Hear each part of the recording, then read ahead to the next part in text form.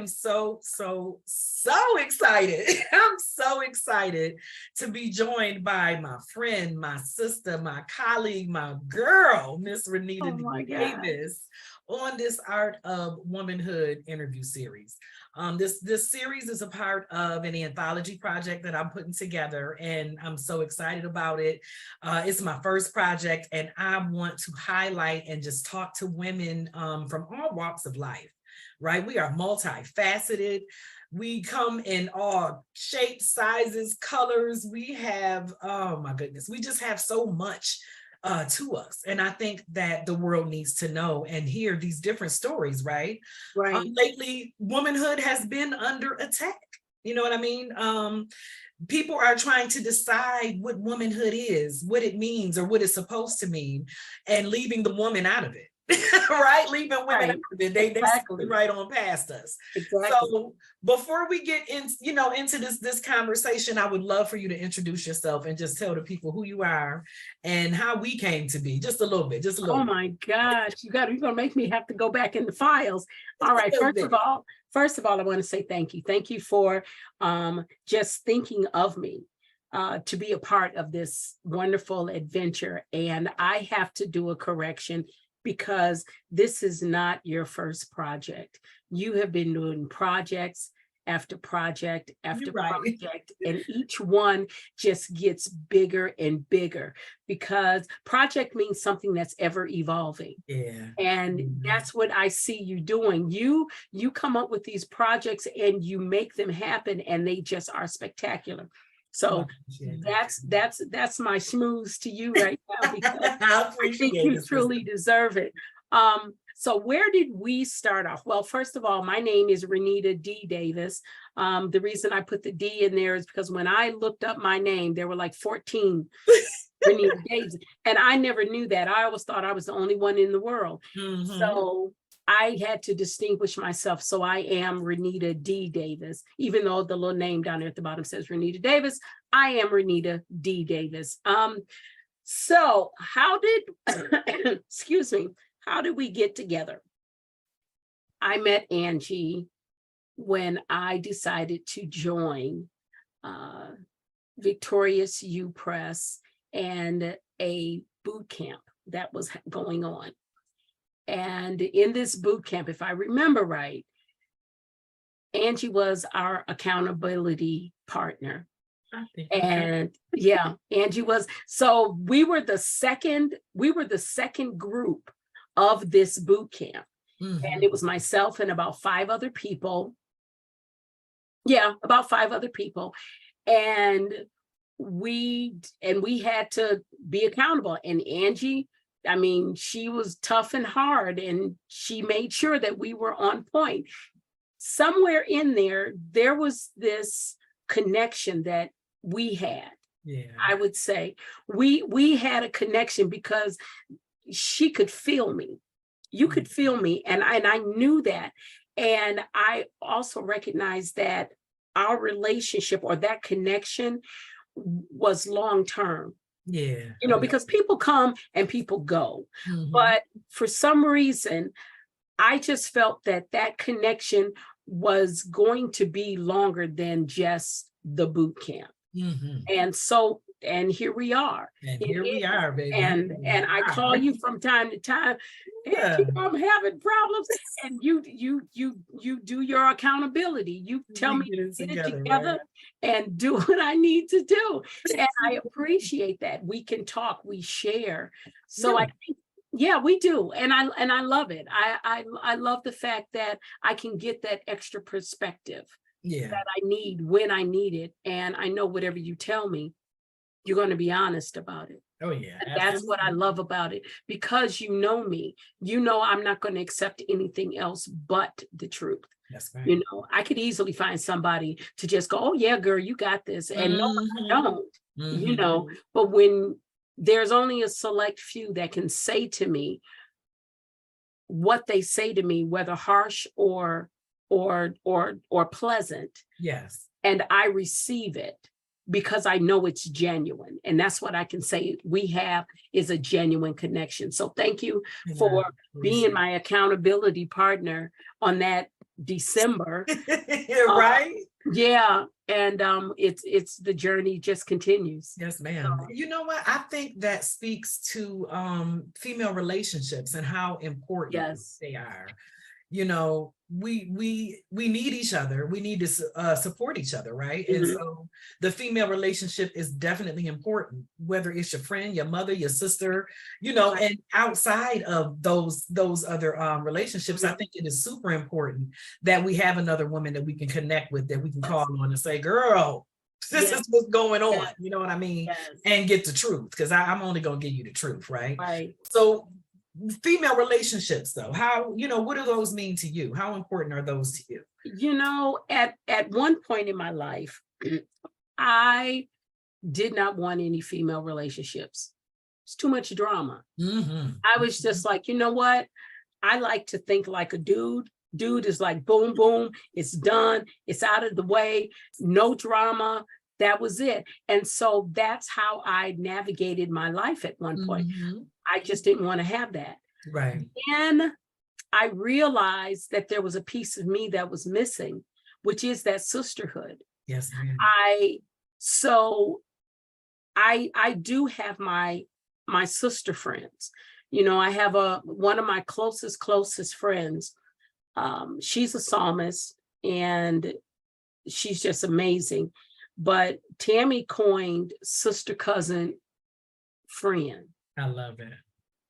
And, you know, she sells the shirts. I got the t-shirt. And the thing about being a sister cousin friend, you can't just be a sister cousin friend. You got to earn it. That's right. You know, you got to earn to be in that category, to be my sister, my cousin. And see, only our culture know what it means to call somebody cousin. That's right. You know, that's right. And, you know, to be in that friend category. And so I have a couple of those. Yeah. So right now, I value that sisterhood because I have people in my space that not only see my value, but they also are willing to point me in a direction to see me grow. And there's no jealousy.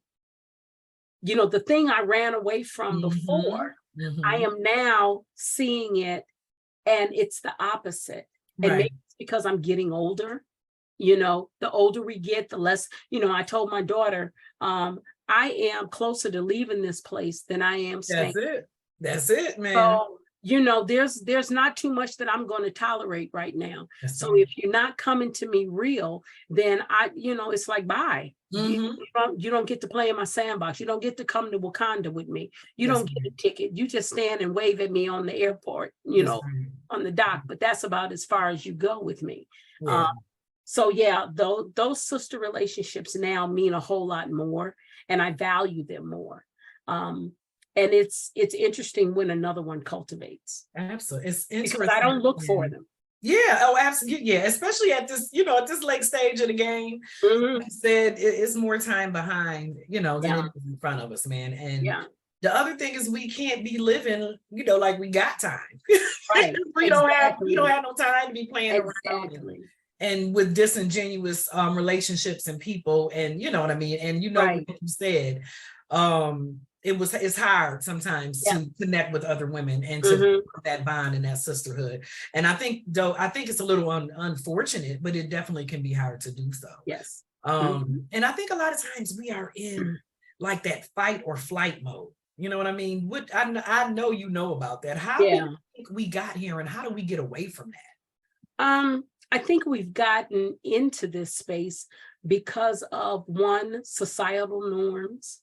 I think we've gotten there because of our experiences and how we've always been seen and portrayed. Yeah. You know, every person on this earth, women, different colors, different races, we've all been portrayed as a certain, in a certain way. Yeah. You know, and Black women, we're we're always considered the strong one. We're always the one that, for some reason, I don't know why they think Black people don't feel pain. But, you know, there's all of these misnomers about who we are. And so we're always trying to defend. So that fight or flight thing is, we're going to stand up. The one thing that they know about us, but they don't describe it correctly, is the fact that we are tenacious. That's right. And we will, when you're messing with my peas, okay, that's when the fire comes out. I will stand firm and I will stand tall and I will hold my ground. And, you know, they call that the angry Black woman, you know. Of course. But it's really not. It's the fact that we decide that what our boundaries are. That's it. And we know what our limits are. And when we tell you no, trust me, you have gone as far as we're going to let you go. So that's where that fight comes in. And we're always perceived as the fighter, but yet and still you've walked on us, you've mistreated us, you've mishandled us. And that's with anyone. It can be male, it can be female, it can be of another race, whatever it is, we see the mistreatment. That's right. Of not only ourselves personally, but of others. And so when we get into that space, we tend to, at least for me, I can only speak for me, when I get into that space and someone does something, I pull up every ounce of energy and memory that I have to push back. Look, I saw somebody mess with you. Oh, that's coming with me when I get ready to deal with whoever I'm dealing with. And, you know, it's not in a way that I'm going to, you know, be, how do I want to put it? It's not in a way that I'm going to be, you know, that crazy person, but it's just that I have the wisdom and I have the anger and the frustration of seeing this happen over and over and over again, no matter who it's happening to. Just the justice of the thing. The flight part, I think, again, when we get to the space where we know it's time to take off and just leave and just remove ourselves, you know, that's what we do. And we're not turning around and we're not changing our mind. You know, we make a decision, and trust me, that decision that we make as we're evolving into, okay, I'm gonna coin your phrase, womanhood. As we evolve into that womanhood, we're realizing that there are some things that we just don't have to handle. That's it. And don't have to be bothered with any of it, right? At all. So I think that's why we get to that fight or flight stage. How do we get out of it? That comes, I think, with time. Because it's all of our experiences. Absolutely, man. You know, because when you're young and you're inexperienced, you're going to fight more than when you have wisdom. Right. So my fight right now, I'm going to step back and I'm going to watch you hang yourself, and I'm not going to have to do anything. Come on now. Okay. So as we get older, as we mature, as we grow in this thing called womanhood. That's right. That's where we start to learn that, wait a minute, this is a battle that I don't need to fight. Because first and foremost, we recognize who we are and whose we are. You know, and because of who God has made us, we understand that vengeance is not ours. That's it. He will take care of it. And once we get that understanding and recognize that the words we speak really mean something, and he hears us, and he sees it. Right now, whenever I'm going through something, the only thing that I say, God, you see this. That's it. You see this, right? Yeah. You see like, it. Hold on, God, you do see it. You see this, you know, and then I keep it moving because I know, I gave it to God. God, you see this. And I keep it moving because and that's how we get out of it. We get out of it through experience, and we get out of it through wisdom and knowing that there is someone else to fight the battle for us. Sometimes, there are times we still have to fight because, I mean, that's just how it is. But they become less because we know some things now. That's it. We know some things. And we fight with our wisdom now. Yes. We fighting with that wisdom, right? Tell me this. We wear so many hats. You know what I mean? Yeah. We wear so many hats. As mothers, as sisters, as friends in our career, you know what I mean? As wives, girlfriends, whatever, we wear these hats. But how do you balance that? You know what I mean? How do you balance and be able to keep yourself balanced? You know what I mean? When you're trying to be a mother, or you're trying to be a friend, or you're trying to be this person at work, that's holding it all together. Where do you find that balance? Okay, I'm gonna be honest. I don't have balance. That's all right. I don't. And what I mean by that is there are times that I have to focus on one thing. Right. But the balance comes in is the people around me understand where I'm at, and I don't get any flack for it. Okay. So I come home from the job that I work at, and Rich, I don't feel like cooking today. I'm tired. Okay. Plan B goes into place. Right. When it comes to being that mother, right now my children are adults. Yeah. My son will be 25 in 2 more weeks, officially, golden birthday.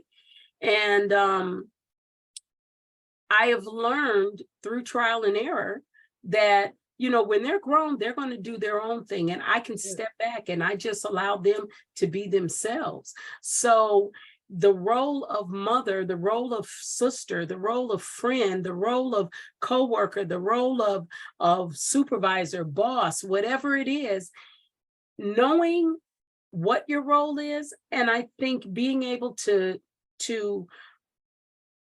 know that sometimes you're not going to have it balanced. Yes, ma'am. As far as you're sitting here juggling it all by yourself.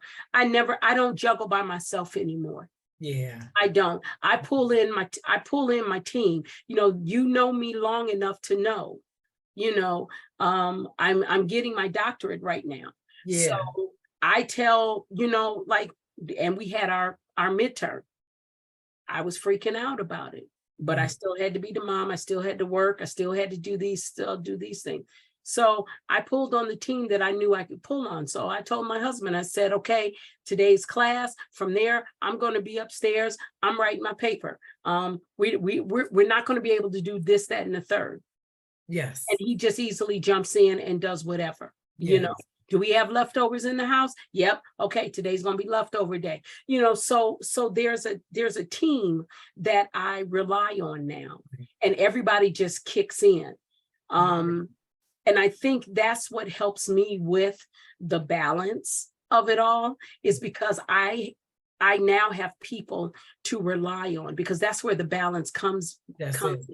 Because when you're doing it all by yourself, that means that you're not trusting anybody and you're not relying on anybody else but you. And that is a recipe for disaster, because you will be overworked, you will be stressed, you will be mentally exhausted. And you'll be sounding like I am right now with a cold, because your body said, slow down, go take a nap. You need some rest. So I think balance comes with pulling in the team when you have to recognize where your team is. Yeah, and so you definitely have to know it. Yeah, sometimes we don't have a team, or I'm gonna say we don't necessarily not have one. I think sometimes we don't even recognize. You don't, when you have that support, because we so used to doing everything. We fall into that the strong Black woman, or I got to do it all, I got to put it all on my shoulders. If I don't do it, it's not gonna get done right.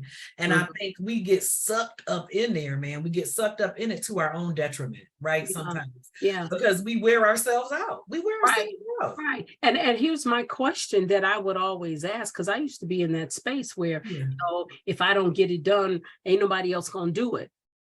And my question would be, and no, that's right. I know that's okay, right. if it doesn't get done the way I want it done, but somebody else can do it, guess what? Right. That's less work on me. That's And right. I need to learn how to have the grace. So again, there's that evolving again.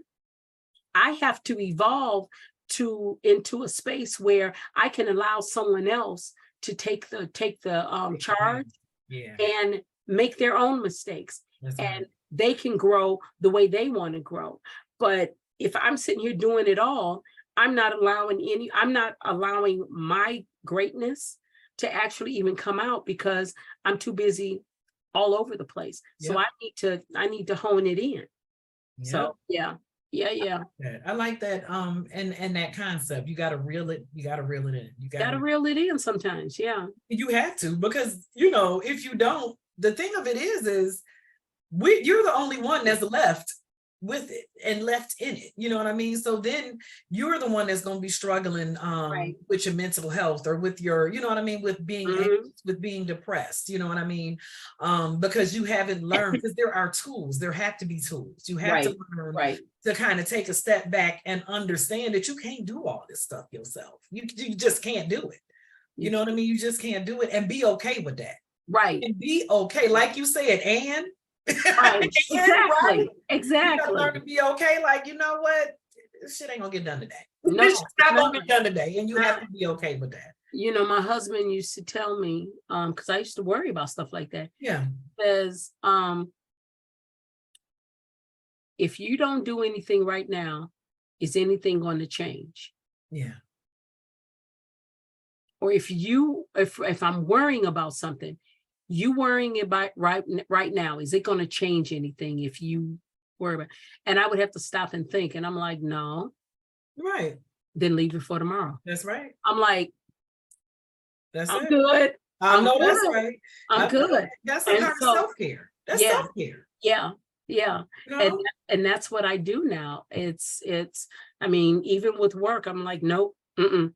Friday, Saturday, Sunday, don't ask me to do anything. I know that's right. That's the time that I take for me. Yeah. And I need that. Yeah.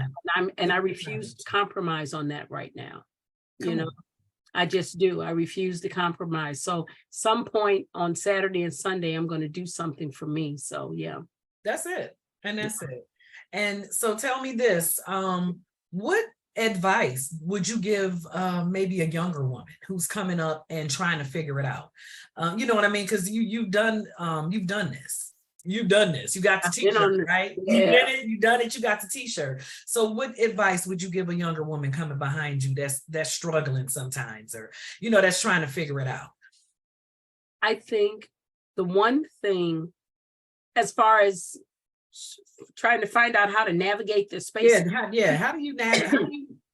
do you navigate the space of womanhood? You know what I mean? And just embrace it, man. How do you let another woman know it's okay and embrace her strength and resilience? Yeah. I think the one thing that I would tell someone is identify your capacity and own it. Okay. So you may think, or you may want to paint the Sistine Chapel all over again. Right. Because you don't like the color. That's right. But is that your capacity? Is that what you're filled with? Understand what you're filled with, and then move from there. Because if you start putting in stuff that doesn't belong, that's when you implode. That's it. So recognize who you are, recognize what your capacity is, and embrace that, because then you can move on. Another thing I think I would say would be, you know, it's always not that serious. It really isn't. And I know people, especially young women, they have all these dreams, and they have, I want to do this, I want to do that. Well, okay, be okay with the pebbles. You don't always have to bring a brick to the party. That's right. Okay. right. Be okay with the pebble, because the pebble, if you add those pebbles up, guess what? You got a brick. Come on now. Okay. So, come on now. be okay with the pebbles sometimes, because the pebbles are still getting you where you need to go. Right. Right. So I think that's what I would do. So. Yeah. I like that.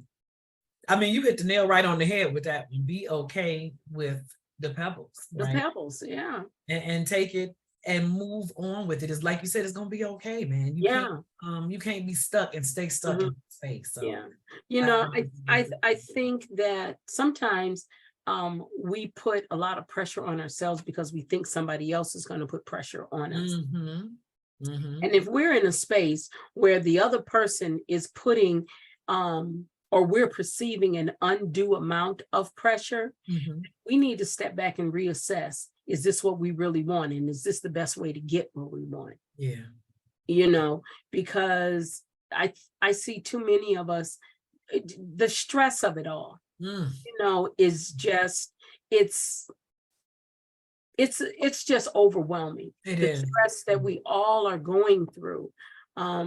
Definitely find somebody to talk to, get you some mental help, you know, because I think just being able to have that person to talk to, right, or talk your things out on what you're doing and why you're doing it, right, is key to you becoming, you know, the success that you want to be, you know, or to get to that place called there. That's for you. I like that. Get to that place called there. I like that, you know. Place called there. Absolutely. Oh my goodness. This has been amazing.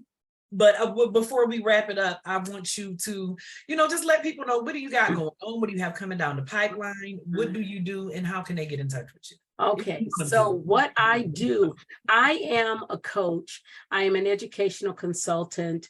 I'm an author, best-selling author. I have to keep reminding myself of that one. And I'm starting a new venture. So I'm going to be an author again. I do have a couple of books that are sitting in the wings right now that I'm starting to build on. One is a sequel to the Book of Hope, which is how I got to hope. So it's really my story on how I got that ebook started, because that, you know, that was a journey within itself, because I was going through a whole life shift during that moment. And for me to come out of it with a book, and with the confidence that I have, is mind-blowing. That's right. Okay, and everything that evolved from that. Where you can reach me, you can find me on Facebook. You can find me on LinkedIn. Look up Renita D Davis or ICHP Move. I have a website that is ICHPmove.com. That is my coaching website, but I also put a lot of my, I don't know if, are they really podcast or just my shows? Faith Cafe. Facebook, I have a group called A Measure of Faith. And on there, I broadcast every Monday morning. So you can watch me this Monday morning, 6:30 Central Time, where I just, as I say, you get a cool sip of God's grace and mercy as we walk through this thing called faith. And I just give a little bit of 15-minute word of encouragement on the faith walk, because we're all there and we all need just a little encouragement to start that Monday off. So I do that. What else am I doing? I do have a project that has been kind of slow, but I am really working on getting a coaching app out. Right. It is amazing. I still have yet to see anyone else do what I'm doing. So I know it's God ordained. I just have to get off my rusty dusty, move some things around. Let's go. It's happened. And so I'll probably be calling you. Let's go. For some accountability. But you know, so these are the things that I'm doing right now. I am still working in the community.